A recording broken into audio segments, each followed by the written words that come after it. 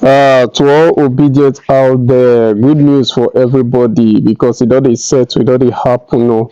Julius Abure, the national chairman of Labour Party, don't talk say opposition APC don't already dey prepare for a rerun. Me come dey wonder, wetin dey give this man morale? Now I say make I do some research. Now I come see one video when they analyze. You understand? That video come actually analyze how previous judgment wey Supreme Court give before, how dem no fit take overturn those judgments, how e take affect Tinubu chances of winning the tribunal case. Omo, now I say okay, I go like share this video with una, make una still watch am, make una comment, make una see wetin dey sup, because truly opposition don actually dem don dey prepare for a rerun of the election. This one mean say all obedient, all Labour Party member, all of una go gather una sef make we begin to dey prepare for the rerun of the election. If possible, say dem no give Obi the president. Oya, make you watch the video, make you see wetin I dey talk about. This one I'm gonna try share my video and also follow this page for updates. As the Presidential Election Petition Tribunal progresses, Nigerians are already looking forward to how the judges will decide, not just at the tribunal level, but at the Supreme Court. Confidence is very low.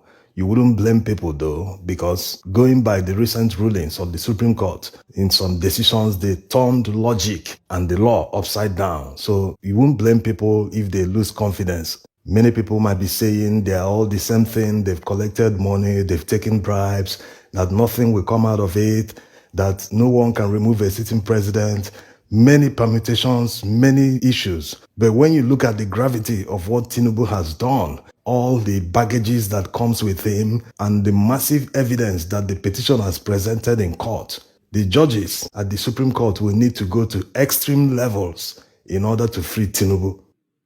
There are many judicial precedents that the Supreme Court justices were part of in the past few years. And while the Supreme Court has the right to revisit a case or reverse themselves if they have new information, will they do this how many times in order to free Tinubu? If it is one judgment that they will need to reverse in order to free him, people might say, okay, it's just one.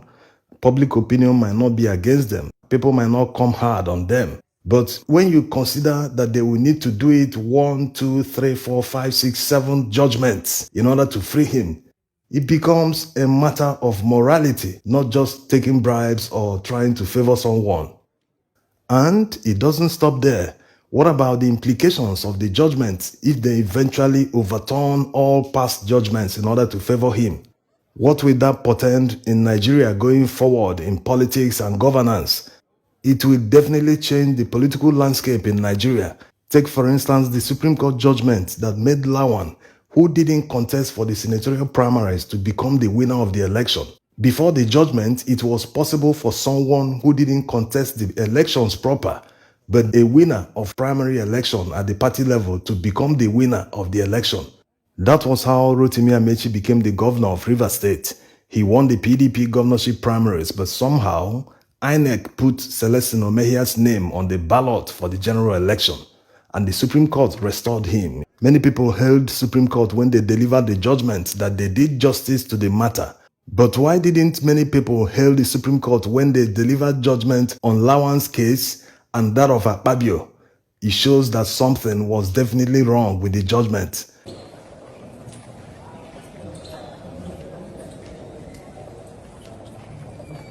Now, let's look at the first judgment that the Supreme Court justices will need to overturn in order to free Tinubu. In 2003, Buhari lost the presidential election to Obasanjo, and he went to the Presidential Election Petition Tribunal. Eventually, the Supreme Court ruled that despite Obasanjo not winning Abuja, that what was needed was for the candidate to score at least 25% of the total votes cast in the Federal Capital Territory, Abuja. It was the first judicial interpretation of the 25% requirement in Abuja since the Fourth Republic began, and the Supreme Court interpreted it that a presidential candidate, after scoring 25% in 2/3 of the states in Nigeria, must still score 25% in Abuja. That was the interpretation. The next judicial precedent that the Supreme Court justices will need to overturn was set back in 2008.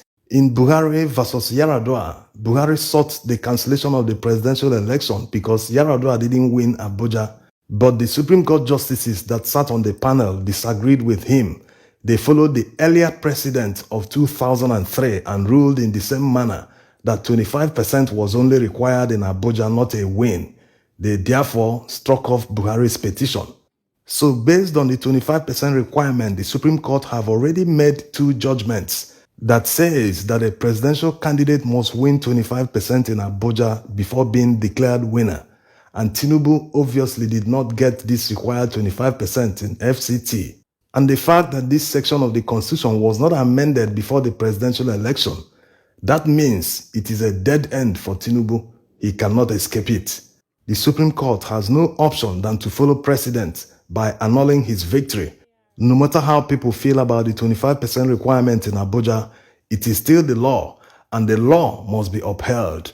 It is practically impossible for someone to have 25% in a 36 states of the Federation without having it in Abuja. Abuja represents all Nigerians. So if you are popular already in Nigeria in some of the states, that means you're popular already in Abuja.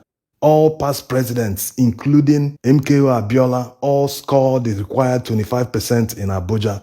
So that of Tinubu won't be different. The third judgment that they will need to overturn was delivered in 2014. And as fate will have it, the current Chief Justice of Nigeria was part of the panel of judges that delivered the judgment. In that groundbreaking judgment on Abacha versus Federal Republic of Nigeria, the Supreme Court ruled that forfeiture is a result of a crime. If there is no crime, there can be a forfeiture. If someone forfeits something, that means a crime was committed.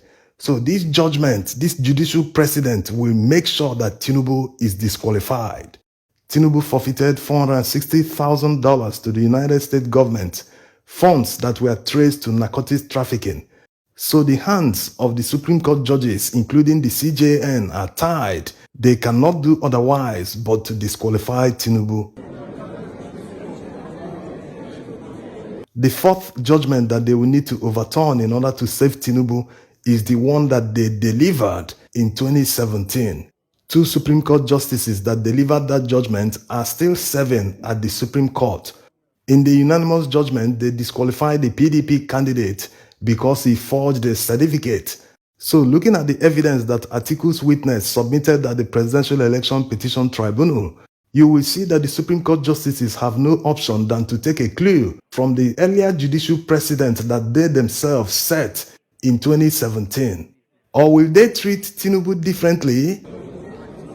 The next case that will tie the hands of the Supreme Court justices is the one that they delivered in 2020. That judgment disqualified David Leon because his deputy forged a certificate. The big takeaway from that judgment is that the Supreme Court understood that time was of essence. They disqualified him 24 hours before he was supposed to take oath of office.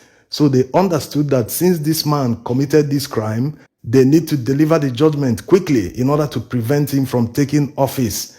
They understood that politicians who didn't win elections or violated some laws in the process shouldn't be allowed to enjoy the office for even a day. So it can be done, even without the amendment of relevant sections of the law. Election disputes can be resolved before swearing in, so that only people who truly got the mandate of the people will be sworn into office.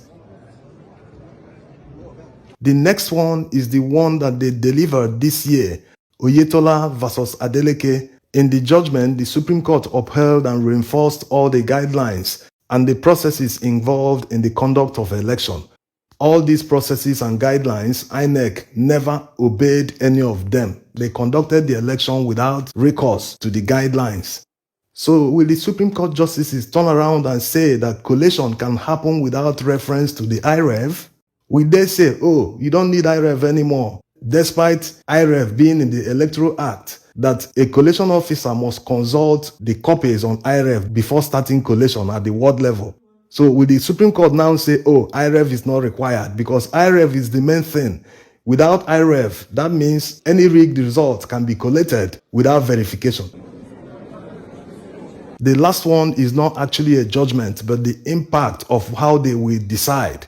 If they say yes, that someone with all these baggages and all the violations that INEC did, that person actually won and can continue in office, if they decide that way, that means going forward, anybody with even more baggages can find his way and become the president, become the governor, contest in any elected position.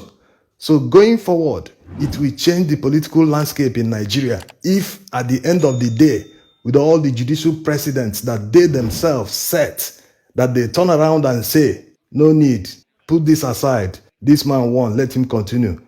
Well, the world and Nigerians are watching. Thanks for watching.